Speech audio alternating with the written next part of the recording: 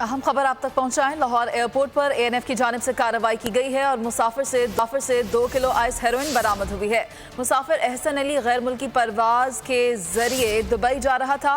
मुसाफिर को मजीद तहकीकात के लिए हिरासत में लिया जा चुका है। आपको बताएं कि एएनएफ की जानिब से कामयाब कार्रवाई की गई है और परवाज से मुसाफिर को उतार लिया गया है जो कि दुबई जा रहा था। उसका नाम एहसन बताया जाता है। मुसाफिर को मजीद तहकीकात के लिए हिरासत में ले लिया गया है। कामयाब कार्रवाई की गई है लाहौर एयरपोर्ट पर। अहम खबर आप तक पहुंचाएं। लाहौर एयरपोर्ट पर एएनएफ की जानिब से कार्रवाई की गई है और मुसाफिर से 2 किलो आइस हेरोइन बरामद हुई है।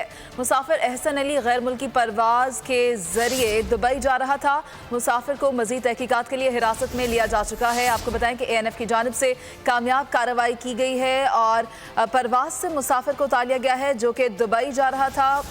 उसका नाम एहसन बताया जाता है। मुसाफिर को मजीद तहकीकात के लिए हिरासत में ले लिया गया है। कामयाब कार्रवाई की गई है लाहौर एयरपोर्ट पर।